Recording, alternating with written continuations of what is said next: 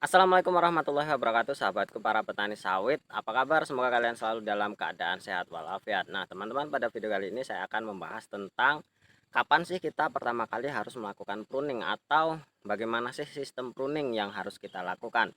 Kita sering mendengar dari beberapa sumber bahwa melakukan pruning pada tumbuhan kelapa sawit itu adalah sesuatu yang sangat penting karena bisa menjaga dari vegetasi pertumbuhan atau bahkan itu bisa membuat kualitas buah itu menjadi lebih baik. Jadi memang pruning itu adalah sesuatu proses yang sangat penting yang harus kita lakukan secara benar ketika kita ingin mendapatkan hasil yang sangat maksimal. Nah, kapan sih pertama kali harus kita melakukan pruning, teman-teman?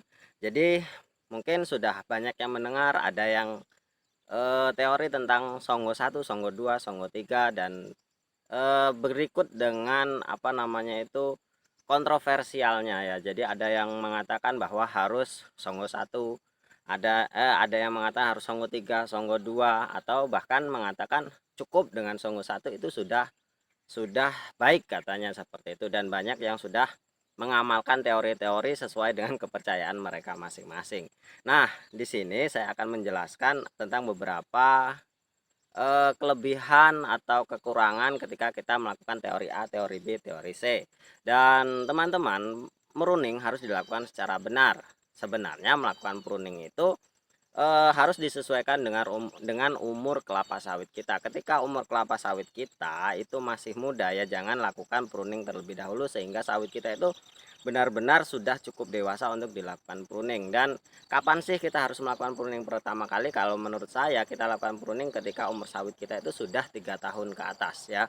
Sudah umur 3 tahun ke atas, dan yang dilakukan pruning juga jangan pelepah yang masih berproduksi atau pelepah yang masih produktif, pelepah yang masih bisa bisa melakukan fotosintesis itu jangan dilakukan terlebih dahulu pruning. Dan sebenarnya ketika kita sudah melakukan kastrasi ya teman-teman, kita sudah melakukan kastrasi secara baik atau pembuangan bakal buah secara baik, maka secara otomatis buah yang akan kita pelihara itu akan berada di tingkatan yang lebih tinggi, jadi tidak terlampau di bawah tanah, sehingga kita sudah bisa memperkirakan kalau kita sudah bisa menggunakan Songgo 3, tentunya pelepah-pelepah yang lebih dari Songgo 3 itu harus dibuang terlebih dahulu, dan itulah pertama kali kita melakukan pruning. Dan ketika memang sawit kita tidak melakukan kastrasi secara benar, sawit kita itu masih rendah, masih di atas tanah, masih menempel dengan tanah, maka kita tidak harus melakukan pruning terlebih dahulu ya. Secara logika masih ada buahnya, tidak mungkin kita akan melakukan pruning. Jadi yang kita lakukan harus kastrasi terlebih dahulu. Dan selanjutnya teman-teman, pruning wajib dilakukan ketika pelepah-pelepahnya itu sudah mengalami tidak produksi lagi atau tidak produktif lagi, atau pelepah-pelepah yang sudah, nah pelepah yang sudah kering seperti ini teman-teman harus segera dikastrasi ya, harus dibuang karena ini sangat mengganggu dari pertumbuhan kelapa sawit kita. Jadi kesehatan kelapa sawit kita itu harus benar-benar kita jaga. Dan seperti ini, walaupun belum Songgo 3 atau belum Songgo 2, kalau memang sudah tidak layak untuk dipelihara lagi seperti pelepah-pelepah yang kering ini, mestinya harus segera dibuang. Jadi kita melihat situasi dan kondisinya teman-teman ketika kita ingin melakukan pruning. Jadi kesimpulannya teman-teman, bahwa kita melakukan pruning itu harus secara benar, dan ketika umur sudah 3 tahun hingga 4 tahun itu baru lakukan pruning, yaitu pelepah-pelepah yang sudah memang benar-benar tidak digunakan kembali atau benar-benar pelepah yang tidak bermanfaat lah untuk batang kelapa sawit. Kemudian setelah itu lakukanlah pruning dengan menjaga atau melakukan Songgo 2, minimal Songgo 2. Kenapa saya sarankan seperti itu? Karena masih yang pertama estetika ya, kita kalau melihat sawit kita itu terlalu gundul juga nggak enak.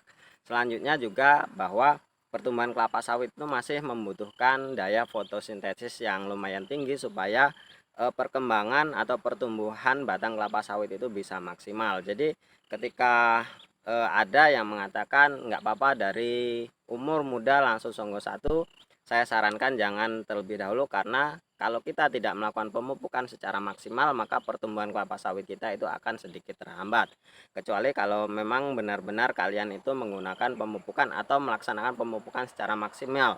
Dengan modal kalian yang miliki, kalian bisa melakukan pemupukan secara sesuai dengan teori yang ada, sehingga pertumbuhan itu tidak tergantung dari nutrisi yang hanya ada di dalam tanah, tetapi nutrisi yang kalian berikan melalui pupuk itu sudah sangat maksimal, dan pertumbuhan kelapa sawit kalian itu tentu tidak akan terhambat meskipun kalian melakukan songgo 1. Dan ketika sawit sudah sekitar umur 7 tahun, silahkan kalian menggunakan songgo 1, karena pertumbuhan batang kelapa sawit itu sudah terhenti, dia hanya akan meninggi dan tentunya tidak akan membesar. Dan ketika sudah 7 tahun, kalau kalian ingin menggunakan songgo 1, itu tidak masalah, dan buahnya pun sudah stabil, dan itu tidak akan merugikan bagi kita. Dan tentunya ketika sudah 7 tahun ke atas, kita sudah menggunakan egrek, kalau kita tidak melakukan songgo 1, tentunya itu juga akan membahayakan bagi para petani atau bagi para pemanen. Nah teman-teman, itulah mungkin video kali ini, semoga bermanfaat ya. Sudah kita simpulkan bahwa melakukan pruning itu sesuai dengan kebutuhan dan kondisi yang ada di lapangan, yang ada di kebun kita, sesuai dengan kemampuan kita. Kalau kita ingin menggunakan teori songgo 1, tentunya kita harus melakukan pemupukan secara maksimal. Mungkin hanya itu teman-teman, terima kasih atas atensinya, semoga bermanfaat. Wassalamualaikum warahmatullahi wabarakatuh.